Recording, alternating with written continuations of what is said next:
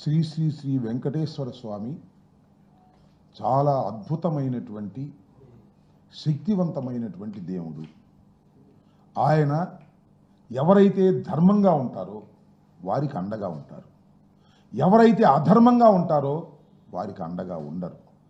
ధర్మాన్ని కాపాడేటటువంటి శక్తి శ్రీ శ్రీ శ్రీ వెంకటేశ్వర స్వామికి ఉన్నదని భక్తులందరూ భావిస్తున్నారు. ముఖ్యంగా ప్రపంచవ్యాపితంగా ఆయనకి భక్తులు ఉన్నారు.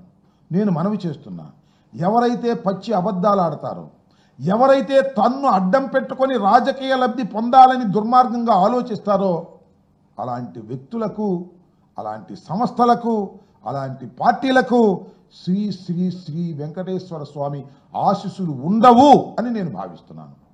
ఇది వాస్తవమో కాదో ప్రజలు తెలుసుకోవాలని కూడా నేను కోరుతున్నాను. భక్తులందరికీ కూడా మనవి చేస్తున్నాను. ఎంత దుర్మార్గం అంటే, భక్తులు తినేసిన లడ్డు ప్రసాదంలో కల్తీ ఉందని చెప్పేటటువంటి దుర్మార్గమైన ఆలోచన చేస్తున్నాడు నారా చంద్రబాబు నాయుడు గారు. ఎక్కడ కల్తీ లేని నెయ్యి మాత్రమే ఇంతవరకు వాడారని సర్టిఫై చేస్తుంటే, తిరుమల తిరుపతి దేవస్థానానికి సంబంధించినటువంటి సిస్టమ్ చంద్రబాబు నాయుడు గారు మీరు తిన్న లడ్డూలో కల్తీ ఉంది, మీరు తిన్న లడ్డూలో కల్తీ ఉంది అని చెప్తున్నాడు. ఏం నాకు అర్థం కాల. There is no proof at all. అంటే రాజకీయ లబ్ధి కోసం ఎంతటికైనా దిగజారిపోతాడనే దానికి ఇంతకన్నా ఏం కావాలి నిదర్శనం? తినేసిన లడ్డు ప్రసాదం ప్రపంచవ్యాప్తంగా తిన్నారు కదా ప్రజలు, భక్తులు. వాళ్ళందరూ ఏం కోరుకుంటున్నారు? అయ్యా ఇదంతా అబద్ధం కావాలి అని కోరుకుంటున్నారు. చంద్రబాబు నాయుడు గారి ప్రచారం అబద్ధం కావాలి, న్యాయం కాదు, ధర్మం కాదు అని వాళ్ళు కోరుకుంటున్నారు. చంద్రబాబు నాయుడు గారు ఏమో కోరుకుంటున్నాడు? మీరు తిన్న ప్రసాదంలో పంది కొవ్వు ఉంది, ఆవు కొవ్వు ఉంది అని నమ్మాలని ప్రయత్నం చేస్తున్నాడు. ఎక్కడికి అన్యాయం అంటున్నా నేను. అన్ని టెస్టులు చేసిన తర్వాత ఒక సిస్టమ్, నేను ఒకటి ఇందాక చెప్పినట్టుగా తిరుమల తిరుపతి దేవస్థానానికి ఒక పగడ్బందీ అనే సిస్టమ్ ఉంది. ఇక్కడ నుంచి వెళ్ళే ప్రతి పదార్థాన్ని చెక్ చేసే సిస్టమ్ ఉంది. ఆ చెకింగ్లో ఫెయిల్ అయితే కిందకి వెళ్తాయి, ఫెయిల్ కాకపోతే కొండ మీదకి వెళ్తాయి. జగన్మోహన్ రెడ్డి గారి టైంలో ఫెయిల్ అయిన 18 ట్యాంకర్లు కిందకు వచ్చాయి. చంద్రబాబు నాయుడు గారి టైంలో ఫెయిల్ అయిన 14-19లో 14 ట్యాంకర్లు కిందకు వచ్చాయి. ఇంకెక్కడ ఉంటుంది అవకాశం? ఏమిటి అన్యాయం?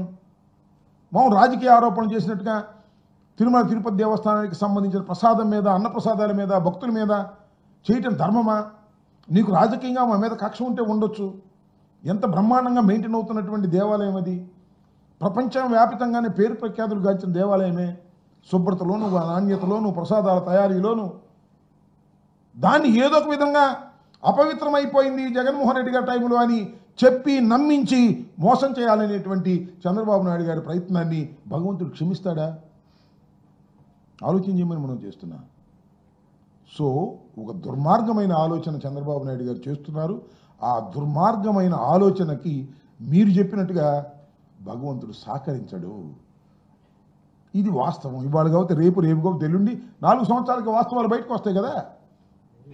వాడని నెయ్యిలో కల్తీ ఉందని సర్టిఫికెట్ వస్తే ఆ లడ్డూలో కల్తీ ఉందని చెప్పేటటువంటి దుర్మార్గమైన ఆలోచన ఈ దేశంలో, ఈ ప్రపంచంలో నీచుడైన చంద్రబాబు నాయుడికి వస్తుంది తప్ప మరెవరికి రాదు.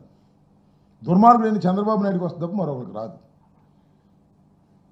వాడని నెయ్యిలో ఏదో ఉందని ఏం మాటలు ఇవన్నీ కూడా.